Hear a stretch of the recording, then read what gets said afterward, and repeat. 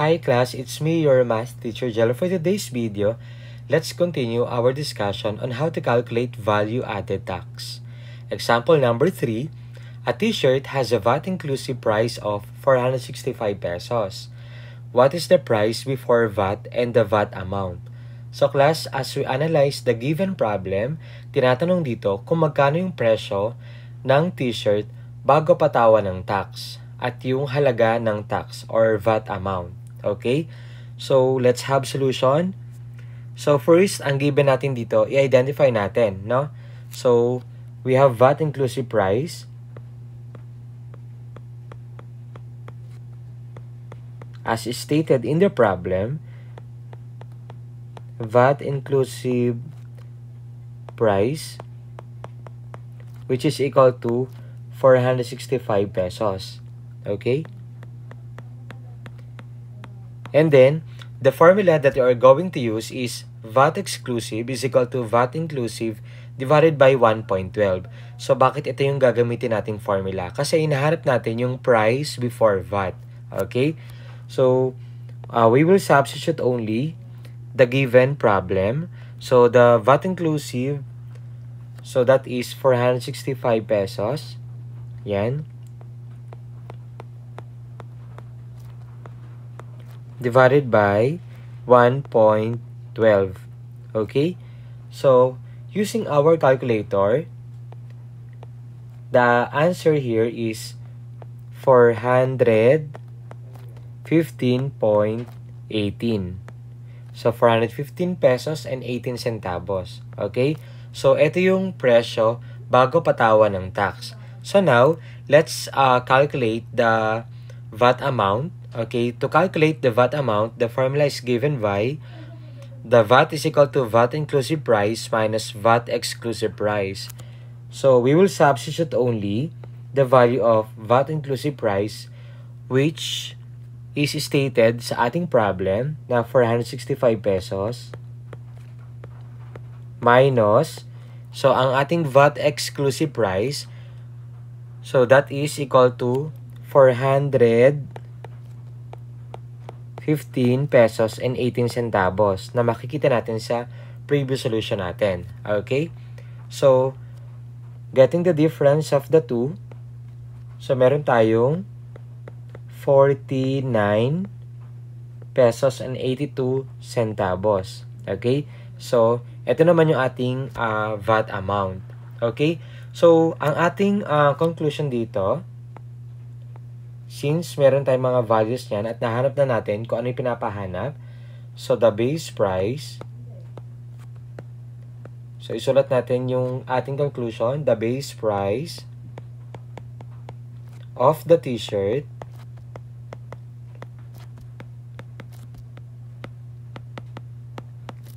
is 415 pesos and 18 centavos. Okay, so the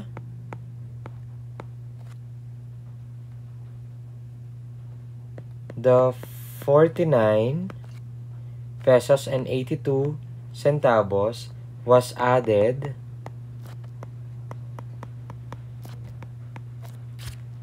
to reach the total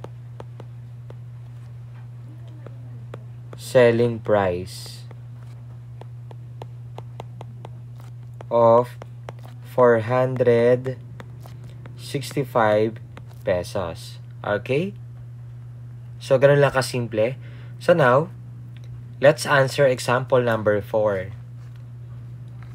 A restaurant bill before VAT is 2,500 pesos.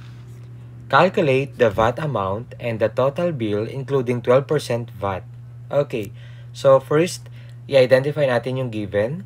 So, the given here is, very good, the VAT exclusive price. Okay, so meaning, VAT exclusive price to,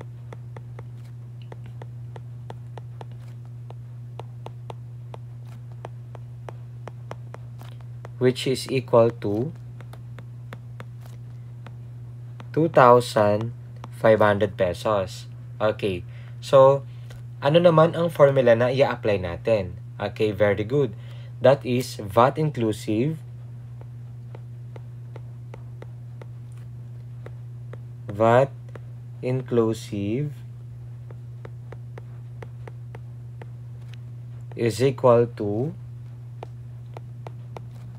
VAT exclusive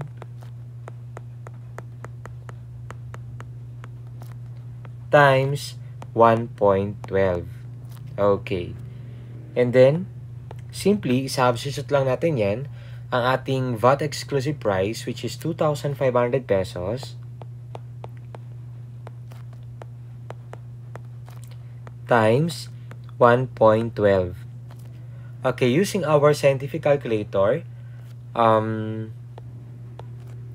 get the product of the two. So, that gives us 2,800 pesos. So, class, ang ibig sabihin, itong 2,800 pesos na to, ito ay tinatawag nating total bill. Okay? Kasi, sa problem natin, ang given natin ay before VAT. Ibig sabihin, exclusive pa. So, wala pang tax na kasama rito. So, kapag may tax na, kasama na rin yung total bill natin na may 12% VAT. Okay? So, which is 2,800 pesos. And then, hinahanap natin yung VAT amount. Okay? So, to calculate the VAT amount, we will be using this formula. Okay? So, let me copy this.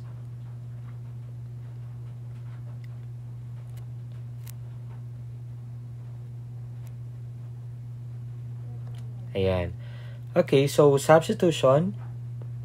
So, the VAT inclusive price, which is 2,800 pesos, na makikita natin dito, class. Ayan. Sa previous solution natin, minus VAT exclusive price. So, nasa given natin yan. Ito yan, class. Minus 2,500 pesos. Okay?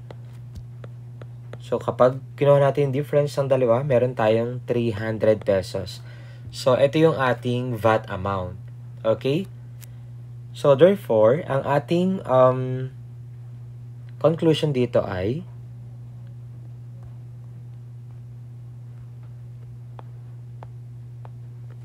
the customer